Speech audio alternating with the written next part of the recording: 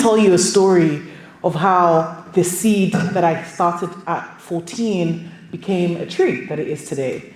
So at 14, I remember, well, 13 specifically, I remember moving from Nigeria to the UK by my parents. And they were like, you're so brilliant, you should move to the UK. I absolutely hated it. For a good 9 years, actually, I struggled to settle down. But actually, as I didn't like it, I kept seeing things that I wanted to change in this society.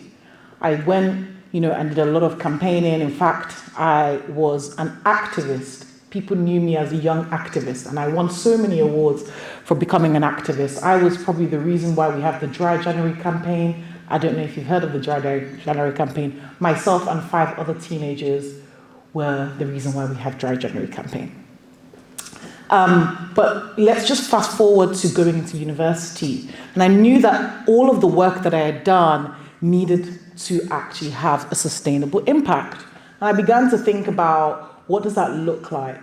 But I still kept seeing problems around me. I would go up the hill in my undergrad university, and I would see women who were sex workers on the road. And I would think, there must be something that we can do about it. And so I decided to actually create an enterprise project with Enactus. So I don't know if anyone has been part of Enactus here, called Core at the time, where I would empower women who were sex workers to create coffee grounds, to create body scrubs from recycled coffee grounds.